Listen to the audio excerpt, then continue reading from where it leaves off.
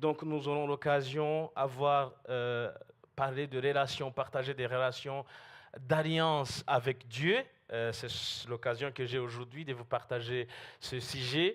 Semaine qui suit, on va parler de relations d'alliance dans le couple et ensuite dans la famille et après dans l'église. Donc c'est une série qui va nous accompagner jusqu'au début mai. Donc, alors, des relations, sujet sensible, même quand je parle, maintenant que je parle, dès que vous attendez le mot relation, c'est assez profond, ça réveille quelque chose. Mais les relations dont on va en parler, c'est des relations d'alliance.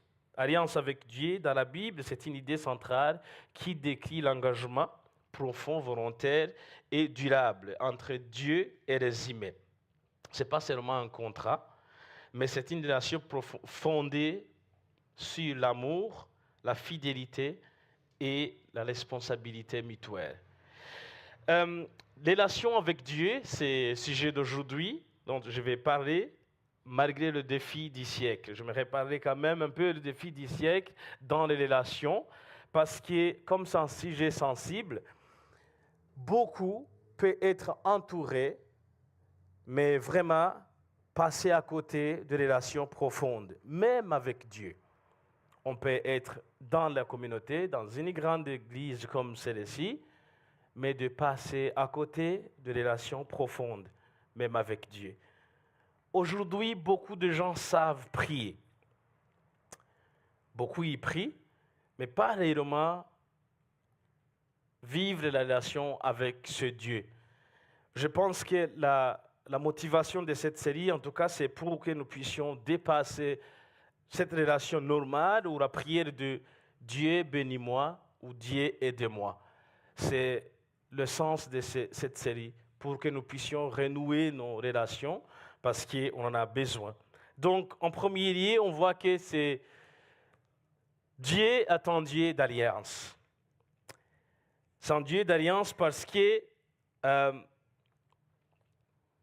une alliance en hébreu, pour ceux qui aiment l'hébreu, Berit, c'est un engagement solennel initié par Dieu dans lequel Dieu fait promesse et l'homme est appelé à répondre par la foi et l'obéissance. C'est si simple que ça, mais assez compliqué que ça aussi.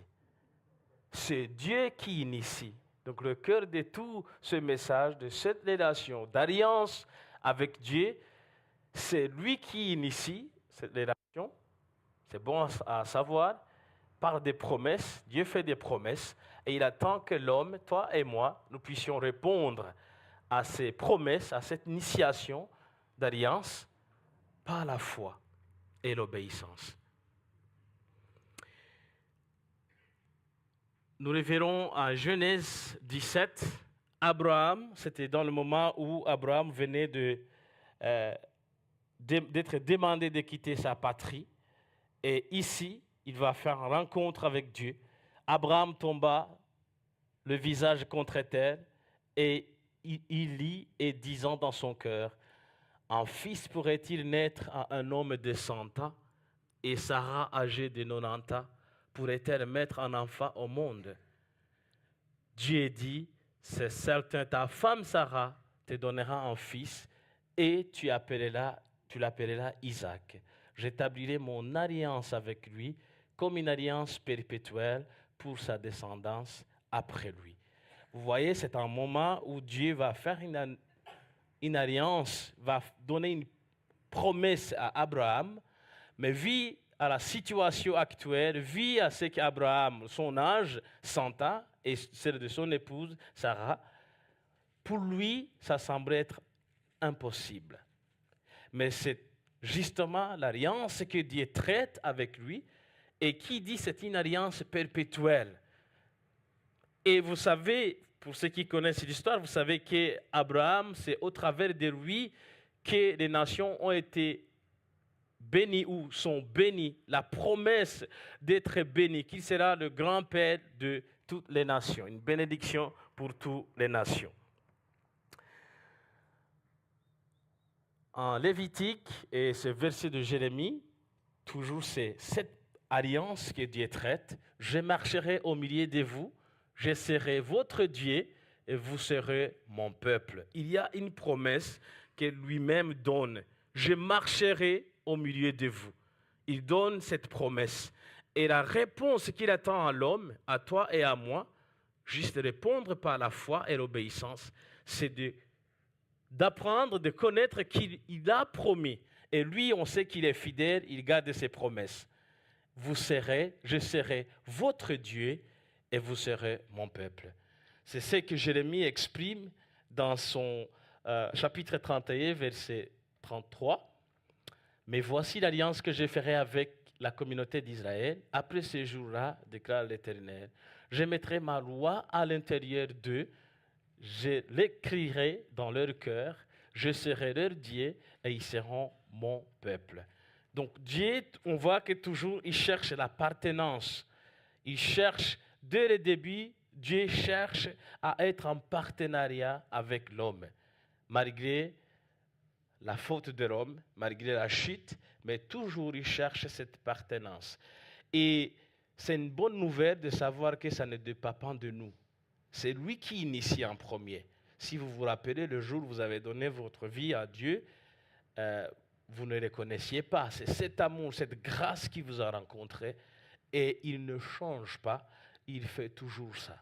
Et il veut nous rappeler, inviter l'Église à renouer cette relation d'alliance avec lui. Entrer profondément dans cette alliance avec lui. Je vais aller vite puisqu'on a passé du temps. Toujours, donc Deutéronome 7, 9, on voit que Dieu ne propose pas des relations temporaires. Il propose des relations durables, stables et fidèles. Lui, il est fidèle, il tient ses promesses. Deutéronome 7, 9, il dit ceci, « Sache donc que c'est l'Éternel, ton Dieu, qui est Dieu, ce Dieu fidèle garde son alliance et sa bonté jusqu'à la 1000e génération envers ceux qu'il aime et qui respectent ses commandements. » Ces promesses qu'il donne, cette alliance qu'il traite, il est durable, il est stable, et c'est lui qui le donne, il est fidèle pour le tenir jusqu'à 1000e génération. De Abraham jusqu'à nous aujourd'hui. Dieu ne change pas. Amen. Nous pouvons dire aussi qu'il y a, dans la Bible, nous trouvons des grandes alliances que Dieu a traitées avec son peuple. On peut donner un exemple de Noé. Vous vous rappelez l'histoire de Noé, là où le Seigneur, Dieu a traité, il a fait cette alliance, c'est Bérit, en disant, j'établis mon alliance avec vous, aucune chair ne sera plus exterminée par les eaux du déluge, et il n'y aura plus de déluge pour détruire la terre. Il a mis le cachet par cet arc entier qu'il a posé. Vous connaissez l'histoire de Noé. Ça, c'est une alliance, une alliance universelle que l'Éternel venait de traiter avec Noé. Toutes ces personnes, vous savez l'histoire qu'il y a eu un déluge parce que Dieu était en colère contre l'homme qu'il a créé. Mais de ce jour, il a fait une alliance et il l'a gardée parce qu'il est fidèle. On peut aussi voir un autre exemple quant à Abraham. Promesse avec foi. Je ferai de toi une grande nation. Toutes les familles de la terre seront bénies en toi.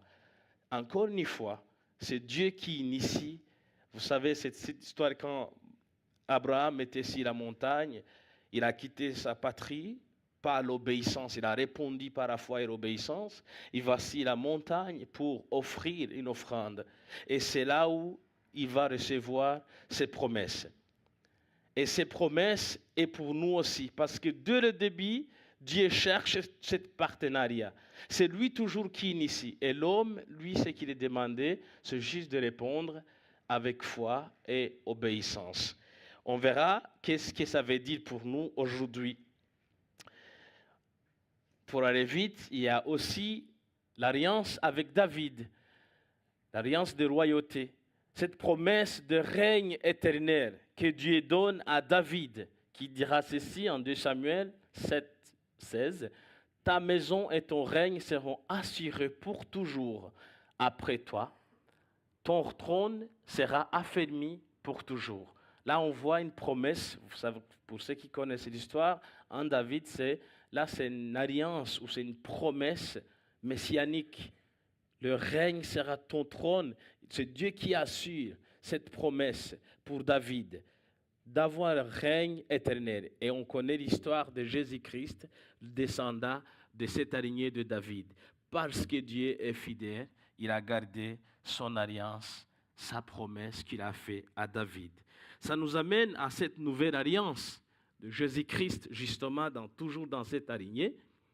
Une promesse, une nouvelle alliance que Jésus, comme l'évangile de Luc le dit bien, chapitre 22, verset 20, c'était dans le moment de la Sainte Seine, moment où il va livrer son cœur à ses disciples autour de lui. Dans Jésus-Christ, qui est, lui, l'accomplissement de l'ancienne alliance et la nouvelle alliance. Il va dire ceci, après souper, il prit de même la coupe et la leur donna en disant, « Cette coupe est la nouvelle alliance en mon sang, qui est versée pour vous. » Quelque part dans d'autres évangiles, c'est écrit pour la rémission de vos péchés. Cette nouvelle alliance qu'on trouve en Jésus-Christ, qui est le sang versé pour nous. L'alliance qu'on a en Jésus-Christ, l'appel qu'on a de rester en Jésus-Christ, parce que c'est l'alliance en Jésus-Christ qui transforme le cœur intérieur. Il y a le pardon du péché. Je crois que, permettez-moi de prendre un petit moment de cette nouvelle alliance que nous avons en Jésus-Christ, toi et moi. D'abord, il y a cette initiation, c'est Dieu qui initie l'alliance, qui donne la promesse. Christ, lui, il est venu pour tout prendre. Donc, tout prendre sur lui pour que toi et moi, nous puissions vivre la liberté. Et cette alliance en Jésus-Christ, qui transforme l'intérieur jusqu'à l'extérieur, parce que c'est lui seul qui est capable de pardonner nos péchés. Encore une fois, il n'attend pas que nous soyons parfaits pour venir envers nous. Lui, il s'engage parce qu'il est fidèle et il garde sa promesse. Et vous savez quoi? Cette alliance peut être rompue, heureusement ou malheureusement, côté homme, parce que cette alliance ne peut pas être rompue côté Dieu. C'est seulement les hommes qui peuvent trahir l'alliance. Mais chaque fois dans la Bible, on voit au travers de l'histoire de la Bible, on voit qu'à chaque fois que le peuple de Dieu était dans la désobéissance, il se souvenait de son alliance. Il se souvenait de ce qu'il a traité, l'alliance qu'il a traitée avec Noé, l'alliance qu'il a traitée avec Abraham et l'alliance qui nous a donné Christ. Il se souvenait toujours, même aujourd'hui. Même aujourd'hui, cette alliance en Jésus-Christ, c'est un appel pour nous tous, de renouer cette alliance.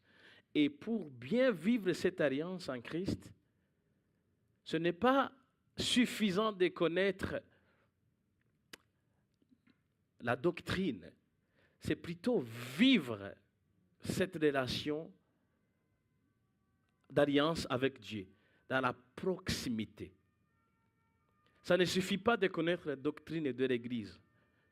Il suffit de le vivre. Et je pense que c'est cet appel que le Seigneur nous donne pour vivre cette alliance en Jésus-Christ. Parce qu'en Jésus-Christ, c'est une relation qui transforme. Permettez-moi de dire ceci. Vraiment, vraiment, je pense que en tout cas, c'est ma prière en entrant dans cette nouvelle série où on va traiter des relations, connaissant que les relations en général, c'est compliqué. On parlera de relations en couple, en famille, en église. Mais cette relation d'alliance avec Dieu, c'est une relation qui transforme. Quand on lui permet, Christ nous transforme. Je pense que ce qui cause l'échec de l'Église, en tout cas, ou ce qui limite l'influence de l'Église aujourd'hui, c'est vraiment de ne pas vivre cette relation d'alliance avec lui en profondeur. C'est quelque part l'ennemi fait que nous passions à côté de ces profondeurs. Parce que quand on est en Christ, il y a le pardon du péché qu'on peut vivre continuellement, mais aussi il y a une transformation à l'intérieur. Et cette transformation intérieure, le saviez-vous que Christ est capable de nous transformer? Prenons l'exemple de nous-mêmes. Je pense, quand on lui permet, il y a même des vocabulaires qui disparaissent dans nos bouches. C'est vrai, si on lui permet. Vous savez, pour marquer, pour vraiment témoigner de Christ, tu n'as pas besoin de parler, tu n'as pas besoin de... Sois qui tu es, mais laisse-toi transformer par lui et tu seras rempli par lui. C'est cet écran de lui en toi qui fera la différence. Tu peux bien me dire les prédications, tu peux bien me dire tout ce que tu veux, tous les versets, tu peux prendre par cœur des versets, mais si tu ne vis pas cette relation profonde avec lui, je ne pense pas qu'il y aura l'influence ou l'impact en tout cas. Mais si tu te laisses transformer par lui, et acceptons que c'est un processus, ce n'est pas instantané. C'est un processus qui prend le temps, qui dure dans le temps. Lui, il est fidèle. Ah, tu as accepté Jésus-Christ. Si ce n'est pas le cas, en tout cas, je suggère aujourd'hui que ça sera le jour du salut pour toi, parce que sans lui, on ne peut pas. Il le déclare dans l'Évangile que sans moi, vous ne pouvez rien faire. Pour bien vivre cette alliance, cette relation d'alliance avec lui, on le verra un peu plus tard. Donc, c'est une relation qui transforme. Si quelqu'un est en Christ, il est une nouvelle créature. Crois-tu à cela? Toutes les choses anciennes sont parties. Parce qu'il y a le pardon, tu es une nouvelle créature. Il a promis de nouveaux cœurs. Je vous donnerai un nouveau cœur. Christ, il fait cela. C'est ce qu'un apôtre Paul dira en Romains, où il mettra, il parlera de ces Romains 12, 2, soyez transformés. Donc, il parlait de ne vous conformez pas du siècle présent, mais soyez transformés par le renouvellement de l'intelligence. C'est un renouvellement. C'est étape par étape, c'est progressif. Ce n'est pas instantané. Si peut-être vous avez été déçus par des réponses qui ne sont pas venues instantanément, je vous encourage de reprendre la route parce que c'est un processus progressif. Et si on se laisse transformer par le Seigneur, l'idée de ces missionnaires, nous sommes tous des missionnaires là où le Seigneur nous a placés. Et permettez-moi de dire que c'est le centre, le cœur de cette alliance, c'est de demeurer. Christ nous a donné la clé dans cette nouvelle alliance, la clé essentielle. Demeurez en moi, je demeurerai en vous. Le sédiment ne peut pas porter des fruits par lui-même sans rester attaché au cep. Il en va de même pour vous. Si vous ne demeurez pas en moi, je suis le cep, vous êtes le sédiment. Donc, il est vrai que sans lui, on ne peut rien faire. Le monde d'aujourd'hui n'est pas étonné par la multiplication des églises. Je pense que le monde a besoin aujourd'hui, c'est de voir les hommes et des femmes, des jeunes et transformés.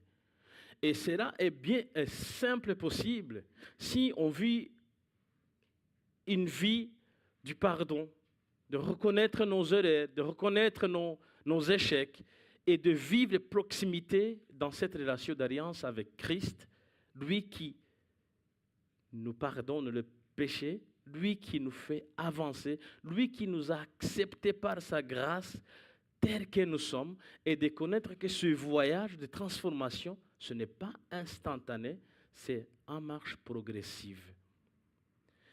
Il y aura un temps que, par cette transformation intérieure, où tu seras toi-même, personne ne t'interdira de jurer, avec les paroles que le monde jure aujourd'hui, Je me rappelle bien quand je suis arrivé en Suisse, j'étais assez sensible, je ne connaissais pas très bien le français, mais le peu de mots, chaque mot pour moi signifiait ce que ça signifie. Et ça, en venant à l'église, j'ai trouvé un langage de gens francophones qui parlaient français. Et en temps, quelqu'un a dit j'adore ces sandwichs. Pour moi, j'adore. Je ne connaissais pas très bien français, mais je connaissais le sens des mots adorer. Et ça m'a beaucoup énervé. J'étais comme, mais comment ils osent à dire et puis si tu adores un sandwich, qu'est-ce que tu vas faire avec le Seigneur? Vous voyez la chose, c'est simple, hein? C'est si simple. Parce que le monde prend à picoter les mots qu'on utilise pour honorer notre roi. Et puis après, en l'utilisant pour honorer un sandwich ou autre chose, c'est comme ça, pour moi en tout cas, c'est comme ça dégrader la force de la parole, excuse-moi. Même aujourd'hui, ça fait des années que je suis là, mais quand quelqu'un le dit, ça me... Ou autre chose. Je ne critique pas ici, juste je vous partage ce que je vis. Une autre chose, c'est comme on le dit souvent, mes confrères le disent souvent, c'est Dieu incroyable. Excuse-moi, mais est-ce que Dieu il est incroyable? Je sais ce que vous voulez dire, mais on est croyant, non? Mais comment Dieu il est incroyable? Vous voyez la chose? Mais je sais, il est incroyable ce Dieu. Ça me tire quelque part à table. On est croyant, nous. Il fait des choses extraordinaires. Mais il est croyable. Parce que si il est incroyable, tu es croyant ou pas? Ça, c'est moi. C'est des petites choses comme ça. Soyons transformés. Il y aura un temps où on prendra peut-être que adoration, c'est lui seul qui mérite notre adoration. On utilisera des paroles avec leur sens. C'est comme ça qu'on amènera l'influence. Mais si autrui va acheter un sandwich, j'adore ce sandwich, et le chrétien j'adore ce sandwich, enfin, où est-ce que vous allez trouver un mot pour adorer le Seigneur? Je le dis en passant. C'est des relations qui transforment. Il y a des mots que les gens, ils utilisent pour gérer au travail. Il y a un temps, j'ai travaillé sur le chantier. Je suis électricien de base. Et, les premières années ici, j'ai travaillé sur les chantiers, construction, en tant qu'installateur. Et je peux vous garantir que le vocabulaire que vous avez ici et d'autres côtés, ce n'est pas le même. Hein? Dans les entreprises où vous travaillez, en tout cas, chapeau pour ceux qui sont dans les constructions, j'ai remarqué que c'est un autre monde.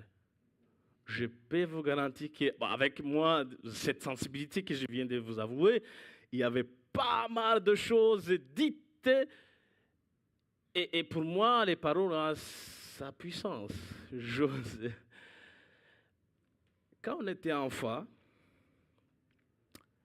ma mère nous a enseigné quelque chose qui m'aide aujourd'hui, même dans les relations de mon mariage, moi. Elle nous a dit, celui qui n'a rien cassé, n'a rien réparé. Pour dire, la réparation coûte trop cher. L'innovation, vous le savez, si vous avez des maisons ou des choses, réparation coûte souvent trop cher. Vous avez un petit pièce dans une machine grosse comme ça, le petit pièce qui est cassé, vous appelez un technicien pour venir réparer, ça va lui prendre des heures et vous allez finir payer le prix proche d'en acheter un neuf. Donc, ma mère disait, si vous ne cassez rien, ça ne vous coûtera rien pour réparer. Et surtout dans les relations. Des fois, par la colère, on parle. Sauf que, bon, j'ai trouvé, vous avez la force. Et il y a des gens qui ont la facilité de dire pardon, quand même, après. Mais je me dis, du coup, petit, j'ai grandi connaissant que si je suis en colère, il faut que je la zippe. Parce que j'ai rien, l'homme de nature, il est mauvais. La Bible me dit, tu es mauvais. Et pour essayer de m'épargner, en tout cas d'épargner mon cœur, je la zippe. quand je sens qu'il n'y a pas une motivation qui donne une source de choses constructives, c'est bon. Parce que, ma femme, elle n'aime pas ça. Vous savez, ça arrive, je ne suis pas un ange. On s'embrouille, voilà. Et puis après, parce que ça cuisine à l'intérieur, et puis, pire encore, je peux aller au lit. Et j'espère que ma femme me pardonnera. Et elle a besoin qu'on parle comme les choses, là. Mais moi, j'ai grandi avec cette règle qui dit, si tu sens que tu es en colère, tais-toi. Parce que si tu dis des choses avec la colère, ça va te prendre longtemps pour réparer. Dans ma langue, il disait, il y a juste Gutibaba. C'est comme une poule qui perd sa plume. Il disait, prends cette poule qui a perdu la plume, essaye de remettre dans la place. Vas-y. Oui, tu peux remettre entre deux, mais ce qui reprendra sa racine. Donc, merci ma mère qui m'a enseigné ça dans les relations. Des fois, frères et sœurs, pour que nous puissions influencer, c'est de nous laisser transformer par Christ en nous. Lui, il nous guidera. Parce que sa parole nous dit, ne vous inquiétez pas, n'ayez pas peur de ce que vous allez dire, car vous serez devant les gens, devant eux. Les gens respectueux, parce que le Saint-Esprit vous murmurera ce que vous répondrez. Vous n'avez rien à s'inquiéter. Et quand on est en colère, si vous pouvez garder ce conseil de ma mère, essayez de... Vous ne réparerez rien. Parce que la colère va partir, puis après, voilà, vous n'avez rien à réparer. Pour revenir chez nous. Parce que justement, j'ai grandi avec ça. Et je sais que ce n'est pas juste. C'est souvent elle qui va revenir pour réparer la chose. Parce que, voilà, ça a échappé un mot ici, pas là. Parce que je résipais, je ne dis rien. Et puis après, du coup, elle finira fautif à la fin, alors que j'étais moi l'initiateur, peut-être de la faute. Vous voyez la chose. Des fois, le silence, c'est quelque chose. Dans la relation avec Dieu, dans la relation d'alliance avec Dieu, c'est une relation qui traverse des saisons. Vous connaissez l'histoire de David qui a connu l'onction, la persécution, mais aussi la solitude. C'est une relation qui traverse des saisons bonnes comme des difficiles. Mais dans toutes ces saisons, il est resté attaché à Dieu, même dans les moments sombres de sa vie. C'est là où, dans le psaume 34, 19, il déclare, l'Éternel est près de ceux qui ont le cœur brisé et il le sauve. Il sauve ceux qui ont l'esprit abattu. Beaucoup de malheurs atteignent le juste, mais l'Éternel en délivre toujours. Cette promesse, je vous la laisse. Le malheur peut atteindre le juste, mais l'Éternel le délivre pour toujours. Patrick, je peux t'inviter à monter sur l'estrade avec moi. Je crois que tout simplement, il y a une invitation à s'engager. Parce que Dieu ne force jamais. Vous vous rappelez l'histoire en Josué? Là, c'était le moment où il dit, si vous ne trouvez pas bon de servir Dieu, choisissez aujourd'hui qui vous voulez servir. Je pense qu'on peut choisir l'Éternel. Je pense qu'on peut choisir Dieu. Si en famille, à l'église, notre prière était, Seigneur, aidez-nous à entrer dans l'alliance profonde avec toi par la foi. Acceptons Jésus-Christ comme celui qui nous initie, qui nous fortifie, qui est capable quand nous sommes incapables de cultiver cette relation avec Dieu dans la prière, dans la lecture de la parole, en étant à proximité de Christ, dans la cellule avec les frères et sœurs, et accepter que c'est un processus qui prend le temps, parce que son alliance traverse le temps, dure dans le temps, et de faire confiance, même dans les épreuves, quand les choses ne vont pas comme nous l'avons imaginé ou comme nous pensions. Parce que lui, il est fidèle. Si tu as donné ton cœur à Jésus, prends courage. Il y a des saisons différentes, des hauts et des bas. C'est la vie. Mais je pense qu'il ne faut pas associer ta situation actuelle ou ta situation quand tu traverses les moments difficiles avec l'amour de Dieu. Non. Pour dire, mais pourquoi ça m'arrive? Est-ce que je suis pécheur plus que d'autres? Non, il ne faut pas associer ça. Parce que Dieu, il est fidèle. Le temps, il est comme il est. Mais accrochez-toi de lui. Approchons-nous de Dieu, il s'approchera de nous. Reste à proximité avec les frères et sœurs que vous partagez la foi ensemble. Des saisons dures viendront, oui, mais avec cette relation d'alliance qui commence par... Pour entrer dans cette relation d'alliance, c'est une décision, c'est par la foi. Et cette décision, c'est comme dans les relations autres. La relation grandit quand on est ensemble, quand on passe du temps dans la prière, en disant la parole. Et laisse cette alliance se manifester dans ta vie par des actions, transformations. Justement, il y aura des langages que ton cœur te dira que ce n'est pas quelque chose de toi. C'est petit à petit. Il y a des vocabulaires que le Seigneur va éliminer petit à petit. Vous savez, des fois, ce n'est pas de grandes choses. Juste ta manière de parler. Parlons un peu de Pierre qui était impulsif alors qu'il était avec le Seigneur. Mais en marchant à proximité avec le Maître, vous savez qu'il y a eu un temps où il a nié le Seigneur 3 fois. Ce n'était pas par sa volonté. Il avait le vouloir, mais il n'avait pas la volonté de le faire. Et ce que le Seigneur lui avait dit, ça s'est passé, il a nié le Seigneur. Il y a eu, dans ce reniement, un moment, quelqu'un va dire, cet homme aussi, il est parmi eux parce qu'il parle comme eux. Donc c'est-à-dire qu'il y a une transformation qui était en Pierre malgré ses faiblesses, qui faisait qu'il ne remarquait pas la manière dont il parle. Bien que sa chair était faible pour nier le Maître, mais au moins ça, il y avait une manière de parler. Au travail, là où tu es. C'est cultiver cette alliance, cette relation d'alliance avec Dieu, des fois ça demandera juste de ne pas se mêler dans des conversations que tu sais que ton cœur n'est pas d'accord avec. Tu peux être, peut-être ils peuvent dire que tu es bizarre, mais ce n'est pas grave. Qui n'a rien cassé, n'a rien réparé. Et si ça t'est arrivé que tu t'es mélangé dans des conversations que tu sens que ton cœur n'est pas d'accord avec, c'est la repentance. Christ, il est là, nouvelle alliance. Il est là pour nous pardonner, nous faire avancer.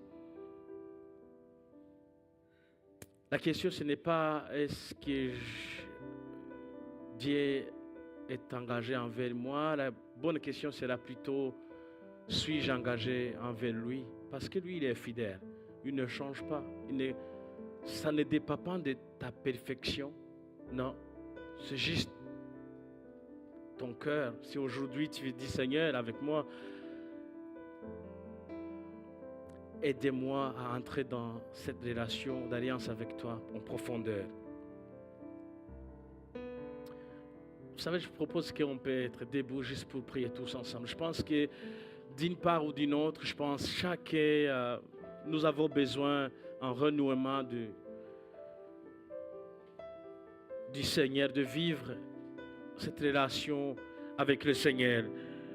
Ce matin, en venant ici à l'église, j'avais cette image d'un bout de terrain très sec. Et je me suis rappelé de cette parole en Job, chapitre 14, versets 7 à 9, qui simplement dit qu'il y a l'espérance qu'un arbre coupé peut se rajeunir encore en contact avec de l'eau. Je pense en contact avec notre Seigneur Jésus-Christ, dire Seigneur, pardonnez-nous des fois, voilà, nous n'avons pas agi comme il faut, mais Nous sommes appelés par toi. On reconnaît ta grâce sur nous. C'est toi qui nous as retrouvés. Cette relation ne dépend pas de ta perfection. C'est lui qui s'engage envers nous. Est-ce qu'on peut s'engager à nouveau à lui dire, Seigneur, aide-nous à vraiment être ses ambassadeurs de ton royaume. Peut-on prier ensemble? Seigneur, je te remercie pour ce message où le cœur des uns des autres, nous pouvons confesser que nous ne voulons plus vivre cette foi superficielle, mais on veut venir vers toi. Nous ne voulons pas venir vers toi non plus quand nous sommes dans le besoin, mais nous voulons marcher avec toi chaque jour. Aujourd'hui, nous voulons choisir de s'engager à nouveau dans cette relation d'alliance avec toi. Apprends-nous, Seigneur, à marcher avec fidélité dans toutes les saisons de cette vie, que nos cœurs reçoivent ton pardon là où nous avons fait faux, et que tu nous redonnes la force à se relever et marcher à la gloire de ton nom.